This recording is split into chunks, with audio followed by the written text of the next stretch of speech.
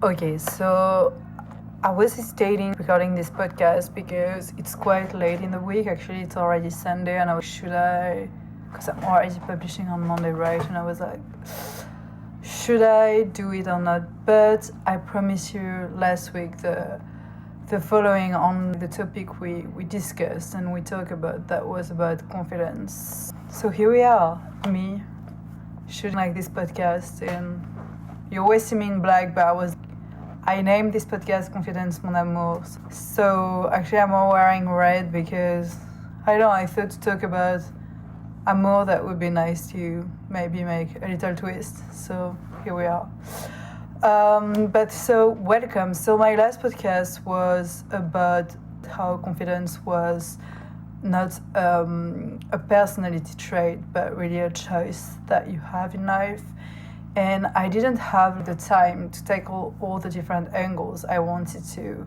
So I promise you this podcast to be on the following topic, confidence.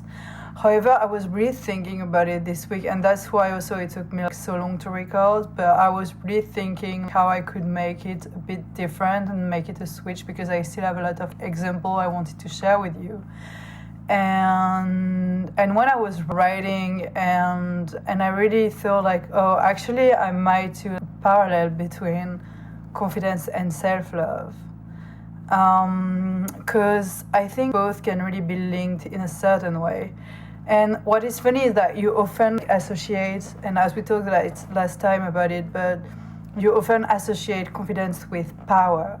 But sometimes to be strong starts actually with something softer, and we don't necessarily think about it, such as inner love. That's why this week I'm introducing these topics to you as Confidence Mon Amour. The love story we often forget to write, but we should. And we chase it in other people's eyes, in validation, in applause, but actually confidence is born where self-love lives. And I call this episode Confidence Mon Amour because I want to talk about confidence as a relationship, a romance, even between you and you. And the most intimate letter that you would write to yourself, and like the most intimate love letter, confidence starts in whispers. I see you, I believe in you, I stay with you, even on the days that you really don't like the version of yourself.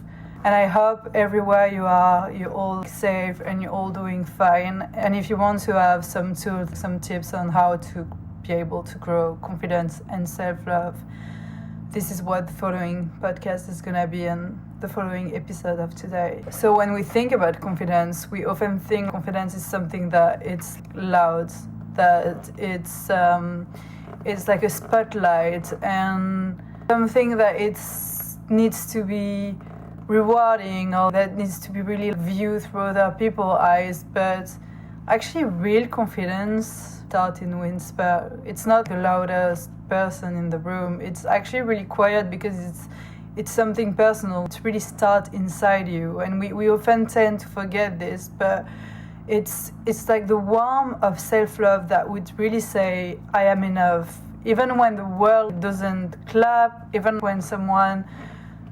when you don't have this big crowd around you that would say, oh, that's amazing, even when you don't have your family, the support of your friend. It's really this strength, this little fire, this little self-love that you remember every day, and that you wake up because you have this fire into you, and you remember what is your inner strength, what is really your confidence. And I introduce you to this podcast with the idea of the French philosopher Camus. And he wrote something really beautiful. He said, in the midst of winter, I found there was within me an invincible summer. And I believe confidence is actually that invincible summer. Not something that would be ending into you, but something that really you cultivate. Something we grow when we really choose to love ourselves, and especially when we feel the most farthest from lovable. And I really see, and I've seen this in people I love. One of my best friends, she's one of the most brilliant person I know. She's a lawyer, she has the French and the NYC bar, she has excellent communication, writing skills, she is beautiful, she's sharp, she comes from a very wealthy family, but as far as I remember knowing her, she always doubted herself. She will pass hard exam and still wondering if she's enough. And that's the thing. Last week I told you confidence was not inherited and you were really learning it unconsciously from a really young age, and from cultural, from social factors such as education, families, friends. But sometimes, even when you have all these factors that should make you the most confident person in the world, you're still doubting, and that's normal, because that's the thing with confidence. It's something that you learn continuously in your life. Learn to give you objectives, learn to be proud of yourself, to acknowledge your results, even when they are small, even when no one is clapping for what you're doing, even when it's not visible for others. Because confidence doesn't always come from what is visible. It's not the external applause. It's really the inner knowing that you're just enough, babe. You don't need permission to exist or to be who you are. That's the mistake here. It's like we've been told that confidence is the reflection in someone else's eyes. Like a compliment, a perfect smile. But just let me tell you something, baby, that's not confidence. That's permission. And you don't need permission to take up space. You don't need the world to tell you you're enough before you begin. And I have a really personal example to share with you right now. Actually, it's also a philosopher, but it's really dear to me because I had one of my great and dear philosophy literature professor that I got when I was like younger. And you know, in France, in the system, the way we study philosophy, we study it through different themes. It could be the duty, it could be different themes that are just imposed by the program for a certain year exam. So happiness, duty, and I remember, so you have to take, I don't know, sometimes they propose 4 different themes, so they propose several themes. And I remember this year, actually, my theme was happiness. And I study a lot this philosopher that I'm going to take as an example for confidence. And this is Michel de Montaigne. What is really interesting with Montaigne, he wrote like this really famous, like it's like basically the book of his life. It's like these 3 books that calls the essay. And the way he wrote it back at the time, it was really avant-gardist for his time. The way he wrote it was really against all the rules you have back at the time. It was really writing as you would put just your thoughts randomly on a paper and like stealing like journal something like your everyday day or really your thoughts in general. He really wrote like this fearlessly, honestly, and without asking permission for approval. And he said, I do not teach, I tell. And he wasn't trying to please the world. It was just being. And that's a lesson here. Confidence isn't about being judged like good or worthy. It's really about daring to exist as yourself without permission. Confidence, like love, it's a daily choice. It's looking in the mirror even on the days you hate what you see and saying, I stay, I won't abandon you. It's holding your hand when no one else does. It's forgiving yourself. It's cheering for yourself. It's choosing yourself again and again, even when it feels just easier to disappear. And here's the truth. Confidence is not built by thinking about it. It's really built by doing, by showing up, even when you don't feel ready. And I think, and I'm gonna take another example here for my American listener, but also for everyone else, of course. But I think you would know like this person, like if you're from the States, of course, because he's a really important figure there. But I'm gonna take the example of David Goggins, and I do think that's a really powerful example. Every time I am running, I don't want like to do like this extra rep, this extra kilometers. I'm just listening to what he's saying, and then I'm okay. Let's go. I'm just ready to do it.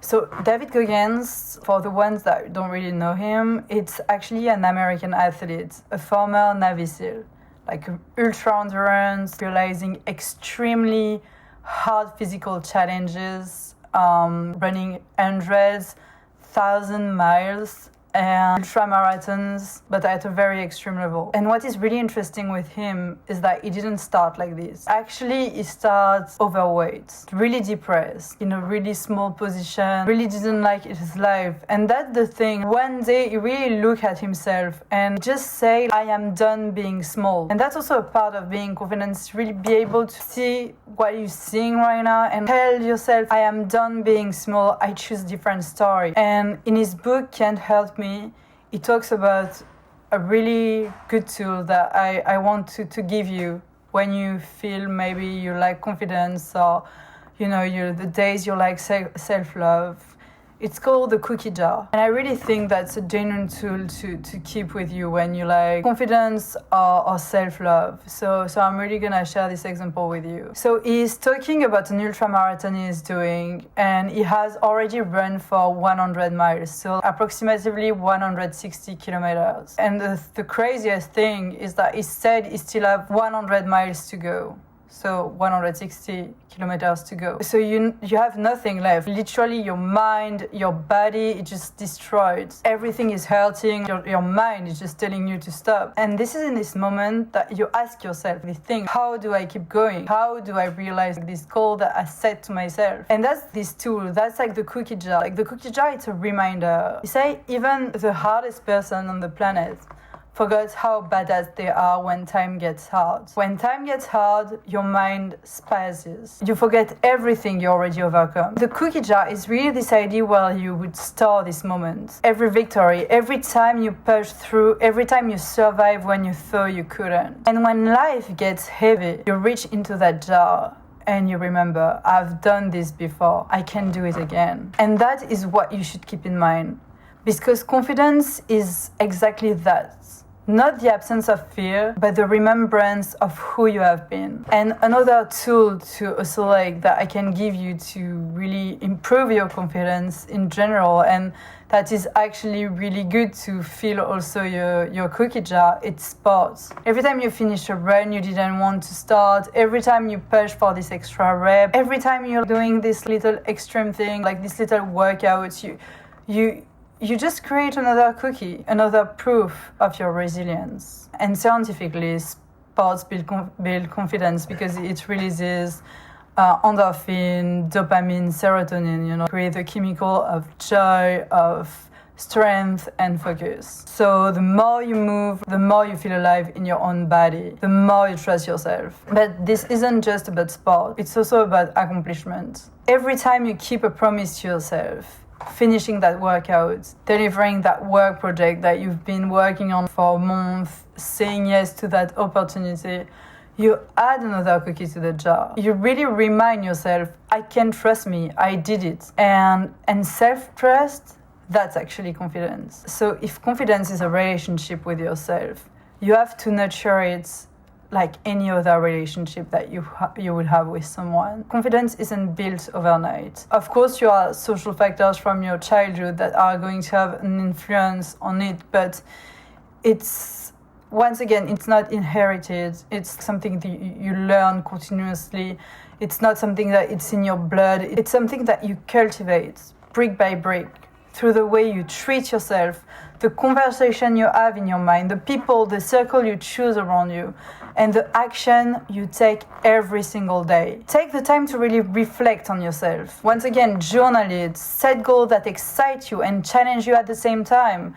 Write down your strengths, your achievements, those moments when you prove to yourself that you were capable, that you were resilient and just enough. These reflections are the foundation on which real confidence is built, because they remind you who you really are. Even when the world tries to make you forget, even when you are not in the best phase of your life. So really move your body, sweat, breathe, stretch. Give your body just a reason to feel alive. Confidence lives in the way we carry ourselves. And our bodies often knows truth our minds have yet to accept. Do one thing every day that scares you, even if it's really small, even if it's this extra little rep, even if this is just sending this email. When I fixed myself a goal that I would do 5K every day running. And I mean, I actually almost did it every day. Maybe sometimes I was not running 5K, but that's just for the idea, you know. But every time, so I'm doing this run, I always add 17. Like I always add a little bit more seconds or 1 more minute, because I just prove to myself I'm here. I can do it, this little extra thing. And this is also a way to step outside your comfort zone. And also because when you step outside your comfort zone, this is the moment when you send a very powerful message to yourself. I trust me. I believe in me. And above all, one last tool I want to give you, it's talk to yourself like someone you love. No self-sabotage, just love, like kind, passion, like you would be with a child, unconditional love. And I'm going to finish also on this American like philosopher, because I cannot talk about confidence without mentioning him. He's a very important name in the field, and you know, he's really spent his whole life writing about confidence, individuality, self-reliance, inner strength, and that's Waldo Emerson. And he wrote this thing that you should keep in mind every day you don't feel like it. Every day you don't feel that strength inside you, or you don't feel confident enough. He said, what lies behind us and what lies before us are tiny matters compared to what lies within us. And that's the secret. Confidence doesn't come from the applause of others or, you know, the perfection of your past. It comes from what lies within yourself, your inner voice, your inner fire, the part of you that know your worth even when in the days that you tend to forget it. Nurture it, feed it, and let it grow. And confidence, mon amour, it's not a destination, you know. It's a lifelong affair with yourself. It's like the first example I've given you about one of my best friends. It doesn't really matter actually your past or where you're from. Your confidence is always putting more obstacles in front of you, more challenges, but also being capable of self-love and really inner love with your own self, to acknowledge like what you already achieved in the past. So confidence, mon amour, it's not about becoming someone else. It's about falling in love with who you already are. I'm gonna tell you in French, but alors aimez-vous, you know? Love you fiercely, and the world will just follow. So this week, please do that. Work like someone who belongs in the story that is writing. You know, even if your voice shakes, even if no one claps, even if you feel small, because confidence, it's a choice. It's a romance, and it's waiting for you on the other side of showing up. So, merci for spending this time with me. If you make it until there, thank you so much. I really appreciate it. If you love this episode, please like share it, give it a 5-star, save it for later when you need a little, you know, a little daily reminder that you're enough, baby. So this is Emma. This is Karen Talks. And you know, until next week, go where you feel alive.